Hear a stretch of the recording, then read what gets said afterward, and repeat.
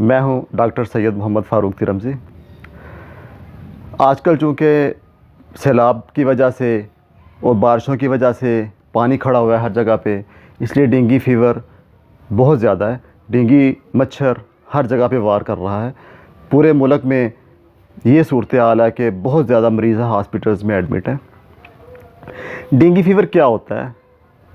Dengue fever ہونے کے بعد اس کی میڈیسن کیا ہے، یا ڈینگی فیور سے بچاؤ کی کیا میڈیسنز ہیں، یہ میں آپ کو پوری ڈیٹیل کے ساتھ بتاؤں گا۔ لیکن اس کے لیے آپ ویڈیو کے ساتھ پوری طرح جڑے رہیں تاکہ آپ کو ویڈیو اینڈ تک صحیح طریقے سے سمجھ آ جائے۔ ڈینگی بخار کے بارے میں بھی سمجھ آ جائے گا ڈینگی کیا چیز ہے، اور اس کی میڈیسنز کے بارے میں بھی آپ کو سمجھ آ جائے۔ تو چلتے ہیں ویڈیو کی طرف۔ ڈینگی بخار جو ہے یہ ایک مچھر کے کاٹنے سے ہوتا ہے۔ یہ ایک خاص قسم کا مچھر ہے جس کے کاٹنے سے انسان کو ڈینگی فیور ہو جاتا ہے، اور یہ مچھر صاف پانی کے اندر پیدا ہوتا ہے اور اس سے مچھر کی پیداوار بڑھتی ہے۔ اس لیے کوشش کریں کہ اپنے ارد گرد ماحول صاف رکھیں، پانی کو وغیرہ کو نہ کھڑا ہونے دیں۔ اچھا، اب ہوتا کیا ہے؟ اب یہ ہوتا ہے کہ ڈینگی جو مچھر ہوتا ہے وہ آپ کو اگر کاٹ لیتا ہے، فرض کریں کہ آپ کو ڈینگی مچھر نے کاٹ لیا ہے، تو ڈینگی کی جو علامات ہیں وہ تقریباً 4 سے 15 دن کے بعد ڈینگی کے اثرات آپ کے جسم پر مرتب ہونا شروع ہو جائیں گے۔ 4 دن کے بعد بھی ہو سکتے ہیں، تقریباً 14 دن کے بعد بھی ہو سکتے ہیں۔ اچھا، ہوتا کہ اب یہ 4 سے 14 دن کے بعد سب سے پہلے اس میں سر درد ہوتا ہے، اور پھر سیم ڈے یا نیکسٹ ڈے آپ کو جسم میں درد شروع ہو جاتا ہے۔ اس کے بعد آپ کو بخار ہو جاتا ہے۔ بخار ہونے کے بعد جوائنٹس میں درد شروع ہو جاتا ہے۔ یہ سارے انسانی جوائنٹس جو ہیں نا، اس میں درد شروع ہو جاتا ہے۔ مسلز میں یہ سارے جو بھی انسانی مسلز ہیں اس میں درد شروع ہو جاتا ہے۔ بخار شروع ہو جاتا ہے۔ بخار آہستہ آہستہ تیز ہو جاتا ہے، پہلے 100 ہوتا ہے، پھر 102 ہو جاتا ہے۔ اس طرح بخار میں آہستہ آہستہ تیزی آنا شروع ہو جاتی ہے، اور پورے جسم میں دردیں شروع ہو جاتی ہیں۔ جسم پر ریشز پڑنا شروع ہو جاتے ہیں، دانے پیدا ہونا شروع ہو جاتے ہیں جسم پہ، حتیٰ کہ آپ کی ہتھیلیوں پر، چہرے پر بھی دانے نمودار ہونا شروع ہو جاتے ہیں۔ یہ ساری علامات اگر آپ کے جسم پر واضح ہونا شروع ہو جائیں تو آپ سمجھ لیں کہ آپ ڈینگی کے زیر اثر آ چکے ہیں۔ آپ فوراً ڈاکٹر سے رجوع کریں، اور اس کے بعد آپ ٹیسٹ وغیرہ کرائیں تاکہ اس سے کنفرم ہو کہ واقعی آپ کو ڈینگی ہے یا نہیں ہے۔ اچھا، اس کے بعد آپ کے پلیٹلیٹس کم ہونا شروع ہو جاتے ہیں۔ پلیٹلیٹس کی جو کوانٹٹی ہے نا، وہ 1 لاکھ تک ہونی چاہیے منیمم۔ اگر 90,000 بھی ہے چلیں پھر بھی گزارا۔ 70,000 سے پلیٹلیٹس کی تعداد کم نہیں ہونی چاہیے آپ کی، قطعاً کسی صورت میں بھی 70,000 سے پلیٹلیٹس کی تعداد کم نہیں ہونی چاہیے۔ اگر 70,000 سے پلیٹلیٹس کی تعداد کم ہو جائے گی تو آپ کے لیے یہ بہت خطرناک صورتحال پیدا ہو سکتی ہے۔ آپ اس کے لیے فوراً ٹریٹمنٹ شروع کریں گے۔ اگر ٹریٹمنٹ میں دیر کریں گے تو آپ کی جان کو خطرہ درپیش ہو سکتا ہے۔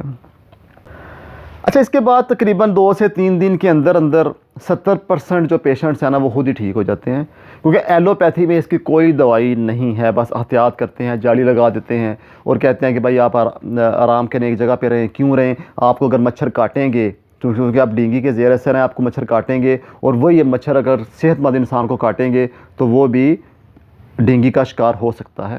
اس لیے ایلوپیتھی میں اس کی کوئی دوائی ابھی تک نہیں ہے۔ لیکن اس لیے میں بتا رہا ہوں کہ تقریباً 70% کیسز میں ڈینگی خود بخود ٹھیک ہو جاتا ہے، اور جو 30% بچتے ہیں علامات مزید تیز ہو جاتی ہیں۔ اب جو باقی 30% لوگ بچ جاتے ہیں جو ڈینگی کے اثر سے نہیں نکل پاتے، ان میں مزید 3 قسم کی علامتیں نمودار ہونا شروع ہو جاتی ہیں۔ ان میں بخار آہستہ آہستہ تیز ہونا شروع ہو جاتا ہے، مریض ریسٹ ہو جاتا ہے، اس کو بے چینی ہوتی ہے، وہ کبھی ادھر بیٹھے گا، کبھی ادھر بیٹھے گا، ادھر لیٹے گا، ادھر لیٹے گا، کسی حال میں بھی اس کو سکون نہیں آئے گا۔ اور جو تیسری میجر علامت اس میں ہوتی ہے وہ ہے پیٹ میں درد شروع ہو جاتا ہے، موشن بھی ساتھ اس کو لگ سکتے ہیں۔ اس صورتحال میں مریض کے پلیٹلیٹس مزید گرنے کا خطرہ ہوتا ہے، اور اس کے ساتھ ساتھ جسم کے مختلف حصوں سے بلڈ آنا شروع ہو سکتا ہے۔ آپ کے ناک سے بلڈ آنا شروع ہو سکتا ہے، آپ کے جسم کے مختلف حصوں میں چھالے کی طرح کا زخم نمایاں ہو کر اس کے اندر سے پانی آنا شروع ہو سکتا ہے، خصوصاً یہ جو حصے ہیں نا بازو کے، یہاں سے بھی چھالا بن کے بہت اتنا بڑا سا چھالا بن جاتا ہے اور پانی آنا شروع ہو جاتا ہے۔ ان علامات کے ظاہر ہونے کے بعد آپ کو فکر کرنی چاہیے، آپ یقیناً بہت بڑی پرابلم میں ہیں۔ ایسی صورت کے بعد کبھی کبھار ایسا ہوتا ہے کہ مریض شاک میں چلا جاتا ہے، اور اس کے بعد کومے میں جانے کے بھی چانسز بہت زیادہ ہوتے ہیں۔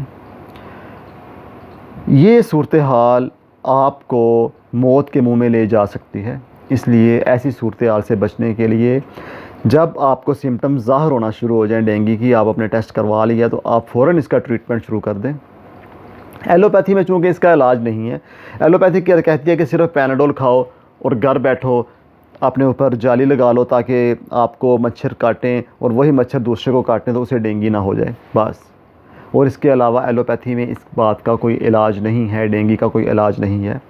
لیکن میں آپ کو بتاؤں گا ہومیوپیتھی میں یقیناً اس کے بارے میں بہت اچھا علاج ہے۔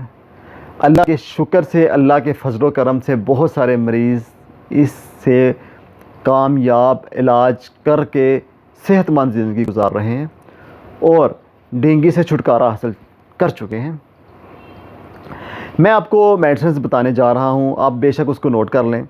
یہ میڈیسن ڈینگی ہونے سے پہلے کی بھی ہیں، پریونشن کے طور پہ بھی ہیں، اور ڈینگی آپ کو لاحق مرض ہو جائے تو اس کے بعد کی بھی میڈیسنز موجود ہیں۔ تو جو سب سے پہلی میڈیسن ہے وہ ہے یوپیٹوریم پرف۔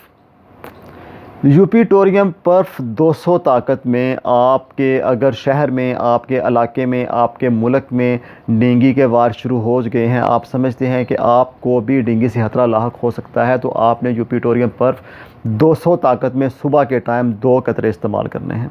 اگر بچے، آپ کے گھر بچے بھی ہیں تو انہیں یوپیٹوریم پرف 30 میں آپ نے استعمال کروانی ہے۔ بچوں کو صبح، دوپہر، شام 2 قطرے، بڑے صبح کے ٹائم 2 قطرے 200 طاقت میں، چھوٹے 30 طاقت میں 3 ٹائم 2 قطرے۔ اور یہ آپ نے دوائی جاری رکھنی ہے، میڈیسن آپ نے جب تک آپ کو یقین نہیں ہو جاتا کہ آپ کے علاقے سے ڈینگی ختم ہو چکا ہے۔ آپ نے پریونشن کے طور پر اس میڈیسن کو جاری رکھنا ہے۔ آپ نے 2 قطرے کس طرح لینے ہیں؟ یہ میڈیسن ہے، آپ نے ایسے زبان کے اوپر 2 قطرے ٹپکا لینے ہیں، انشاءاللہ آپ کو ڈینگی نہیں ہوگا۔ اگر آپ کو ڈینگی کا مرض لاحق ہو جاتا ہے تو آپ نے کیا کرنا ہے؟ آپ نے یوپیٹوریم پرف نہیں چھوڑنی، لیکن تھوڑی چینجنگ ہے اس میں۔ چینجنگ کیا ہے؟ یوپیٹوریم پرف آپ نے لینی ہے 30 طاقت میں، صبح، دوپہر، شام، رات، آپ نے 4 ٹائم لینی ہے۔ ان کیس آف ڈینگی، اگر آپ کو ڈینگی ہو چکا ہے تو آپ نے صبح، دوپہر، شام، رات 4 گھنٹے کے وقفے کے بعد، منیمم 4 گھنٹے کا گیپ ہونا چاہیے، آپ نے صبح، دوپہر، شام، رات 4 گھنٹے بعد 4 خوراکیں آپ نے لینی ہے 2 قطرے۔